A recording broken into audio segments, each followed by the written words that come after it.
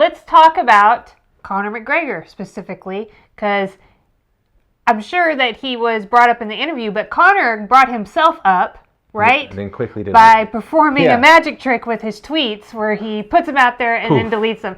Now, here's the thing. I have some advice for all these celebrities out there. I don't need this advice because literally, just crickets with my Twitter account. But celebrities, here's what you should do.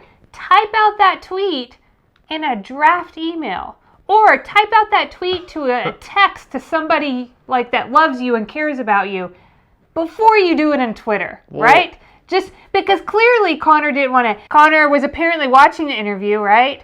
And he just wanted to do. It was some low key trolling, right? He just kind of wanted to poke fun. I think my favorite Ryan he was like, "Where can I buy that chair, bro?" or something like that. Cool. He's like, "Cool chair, bro." Yeah. I mean, it was pretty as comebacks go. It was pretty lame, I think. But it was also great. It was he said vroom vroom beep beep. Just making fun of his chair that he was sitting in. I mean, I don't know. There's something about me that just thought it was hilarious. I guess I like when somebody pokes fun and it's that's ridiculous. Pretty it's ridiculous, but it's also G-rated. It's just Yeah, Conor's and what's funny about that, the day before on Instagram, Conor was like, "No more Mr. Nice Guy. He's going to go back to being mean Conor." Oh, okay. And then he's like, "Nice chair, bro." Beep, he's still doing the clean comedy. Vroom, vroom. Anyway, I just thought it was pretty, I just thought it was hilarious. Now, Conor already said he wanted 2 trilogy, right? Two rubber matches in 2021.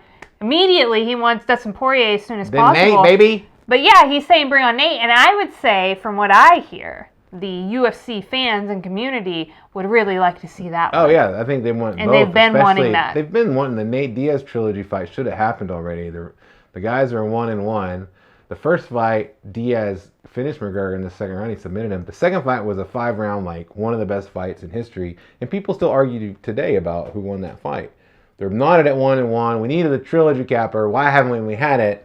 I think this is the time to do it this year. I hope it happens. Sometimes I just got lost in my own thoughts. And then I'm like, "Hi, I'm Kelsey. And that's Rachel. And we're the Richelsels." All right. Did Nate talk about anything else? Talked about a lot of stuff, Rachel. We would like to talk about? I know Nate didn't say it, but I know that I think I can speak for Nathan when I say that you should like, comment, and subscribe. He did confirm, Nate Diaz did confirm a report by Heavy's Kelsey McCarson that suggested that Jake Paul and his team were actually trying to get that fight with Nate Diaz, a real boxing match against Nate Diaz. If you look at what Nate Diaz said, he did admit he does, just like Jake Paul told Kelsey McCarson for Heavy in a lower voice.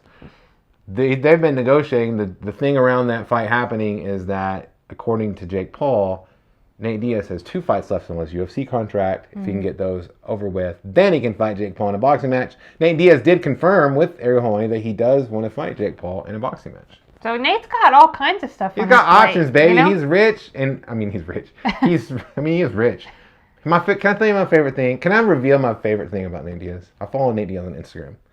Okay, he's rich. He's got obviously he's got a lot of fans. He's got some cool rides. He's got a flat screen TV in his house, but the wall, the cables to it are not in the wall. You know what I mean? And I'm like, how are you not how people have it all? It's on the wall. You hang a TV and then you've got the wires down. The wires in the wall, or you have them hanging down where they're visible. And he's a visible guy, and it's funny to me because of how. Well, it just goes to show you how people are made differently, right? And that kind of stuff doesn't bother all kinds of people. People just have different temperaments. Nate don't care about no stupid cables hanging out his TV. You know what he cares about is just watching cool stuff on his TV, I guess. Blowing big kill like smoke. Anyway, it was fun. I loved watching the thing with him because you're so rare to get Nate Diaz content. I mean, you get a little bit on fresh content. Yeah, fresh interview content. Now the trick is, can you understand what Nate is saying? Some people out there can, but you really have to. You gotta hone in. Yeah, it's hard. We hope you can understand what we're saying because, this you're either listening to us on a podcast or watching us on YouTube. It's kind of essential. So if you can't, let us know. Thanks for watching, and we'll see you next time. Stay thirsty, my friends. All right. I thought, is that...